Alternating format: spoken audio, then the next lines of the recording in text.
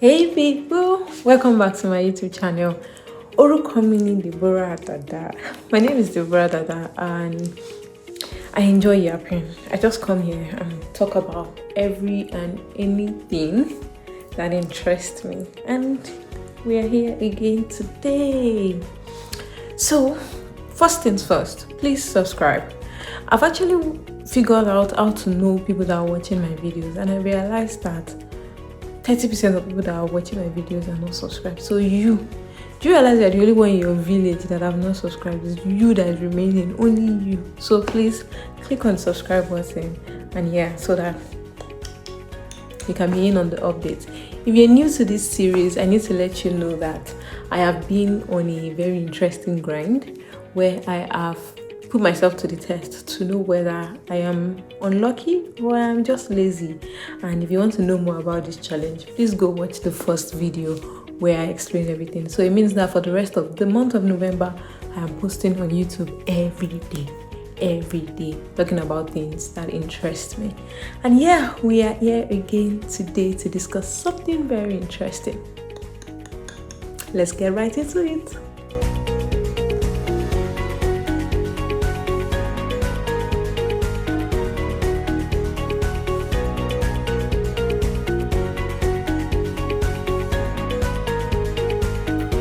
This one is a story time, and yes, I'm excited to tell stories. As usual, I have my notes here. So I'm going to tell you the story of that one decision that changed how people saw me at work. Or maybe, assumedly, I think they saw me different after this situation. So I'm just going to tell you the story of how that happened. I believe in always setting myself apart, that I need to put myself in some light that make people see me different. You know, the regular adage that says how you present yourself, or you dress how you want to be addressed, but it's how you present yourself that people that will actually help you people will rate you. So if you don't present yourself in some way that will let people know that you are that big deal, I bet you no one is ever going to take you serious. So I'm telling you how I did something that make people take me a little seriouser than they were taking me before. Okay, so this was at work, and we have this thing called Women Rising. So it is usually an opportunity for women to speak every one Thursday in a month. So every month we have a Thursday dedicated for women to share a topic that they are passionate about, just to increase learning in the organization. And this is such a beautiful initiative. So when it was announced, and the first session was announced, which was like psychology of money, I felt, oh, this was interesting. And once after they introduced the session, they said, oh, anyone that would like to speak should please request to register. And I was like, I told Eniola, oh, how do I try to do this and apply? And she was like, oh yeah, go for it, there's no big deal there. And I remember at the time I really panicked that what am I going to say to people, what story do I want to share, and all. And then it popped in my head, why not talk about why people should speak more? And I'm like, interesting. It's like you're making a topic out of the entire topic. And yeah, that was interesting for me. So that day, I submitted my entry and I titled it, Why Everyone Should Speak. And I submitted, my talking points were, I want people to express themselves, they should share the knowledge that they have. There is something called learning by proximity, which sometimes you think somebody knows everything, but you can actually teach people that are close. You learn from people that are closer to you. So I might not be able to learn from someone, say, Michelle Obama, but if someone has read our material and the person is closer to me, I'm able to learn by proximity from that person. So yeah, I submitted my entry and it was accepted. When I saw the mail, I was like, wow, surprising. But then I was thinking, nothing short actually. What's the big deal? Just apply, and when people see the value in you, they'll give you the opportunity to speak. So this was me now given an opportunity to speak in front of the entire company, which was like a company-wide thing, and to share a topic that I titled Why Everyone Should Speak. And then I sat down and I started preparing my slides. How do I convince people that they should speak? And to be honest, I did like a 15 slides It was interesting. I used ChatGPT. I was able to drive home my points and everything. I shared with my flatmate. I'm like, oh, can you help me have a look at it? And she was like, I think something is missing. Something natural is missing. And I really struggled. I'm like, what natural could be missing again? Because I really put my heart into this. I did the hard work. I tried to look at references from books that I've read. It was the perfect presentation, but I also knew that something was missing. My flatmate knew that based on the quality of work I've seen you put out in a long time or over the years, I think something is missing as well.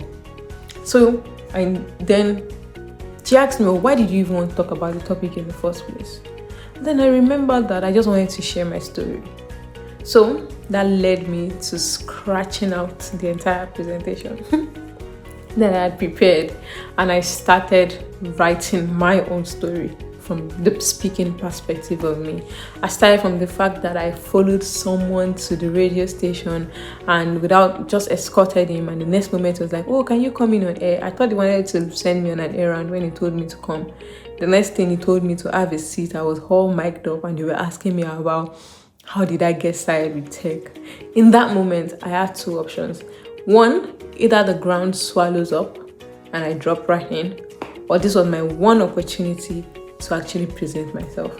And right there in front of that mic, I began to talk. And in that moment, I knew that I was a certified yapper. I feel like I can talk for a living. In that moment, I knew that I had so much to share about my tech experience coming into tech with the environment that I grew up in, where tech was not the norm for ladies. And since then, I have not stopped talking about different things. And that's why I'm talking to you today. You get me? All right, so yeah, that happened, and I began to write that story from that point of radio station going down to TV stations, and then speaking on numerous stages in Nigeria, and also relocating to the United Kingdom. I knew that my voice could not be silent. My talent is not for Nigeria or Africa alone, it is worldwide, and I started looking out for speaking opportunities also in the UK. Maybe I'll make another video to tell you how I position myself for speaking opportunities in the UK, but this moment was me telling my story to the people that I work with, to my 9 to 5 people, to the people that I'm doing my daily job, my daily 2K with, and I was spilling the story of my life. Of course, I did that in that presentation. So yeah, I prepared the presentation. It was like my own story, how I presented myself, the places I look out for opportunities, and boy, oh boy, it was amazing.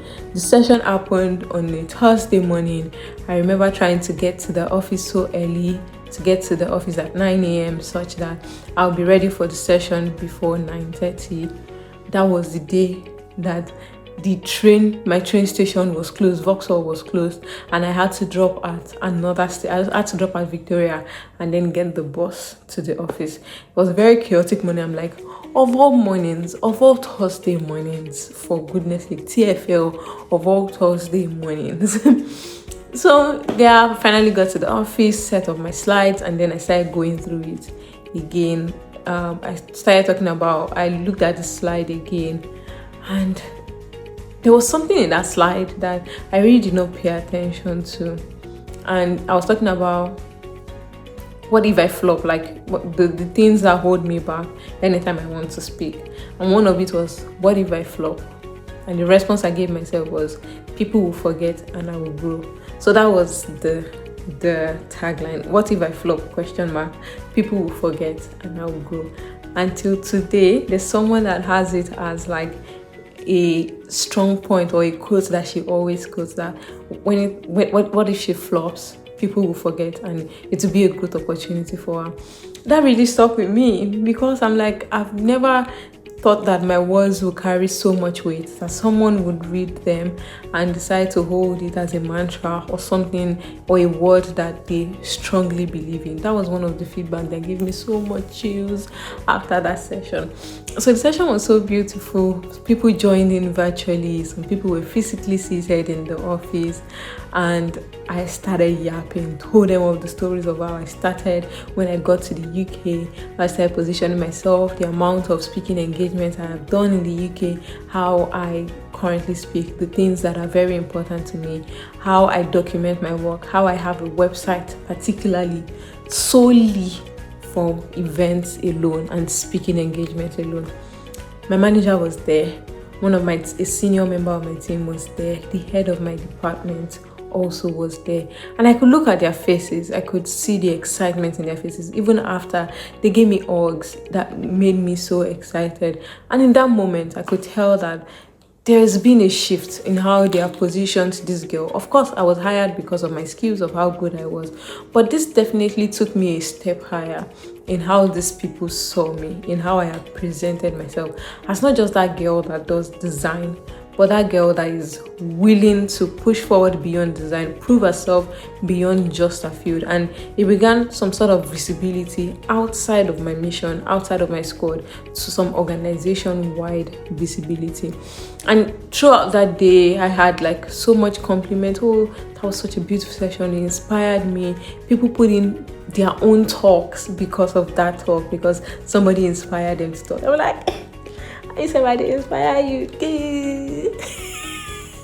That's it felt good to actually inspire people. I had nerves, to be honest. I had nerves, but the session still went well regardless. I made them realize that, see, I'm nervous, but we're going to pull through this together. And yeah, people's perception of me shifted. Sorry, I made notes. I always make notes. So if I'm looking down, you know where I'm looking at already.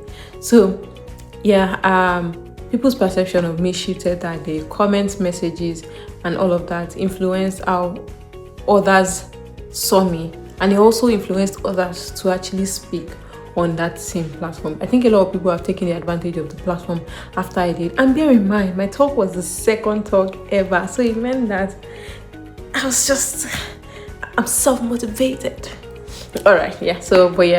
That inspired other people to speak, and it positioned me so much as a confident and articulate person that even up until now, my manager still makes reference to how confident he knows that I am about talking. I do not fear talking. I'm not scared of talking in the presence of people. You also taught me that sometimes you do good work, but it's also important to speak and talk about your work. Let people see it is also very important. Again, I think that anybody in whatever your career path is, let one of your milestones in your career path is speaking about that your career on a general stage. So you should not just be doing the soft talk, but be willing to speak about your work on big stages. It goes a long way here. It helps people see you differently, project your career a lot better. And sometimes your confidence grows when you say yes before you're ready.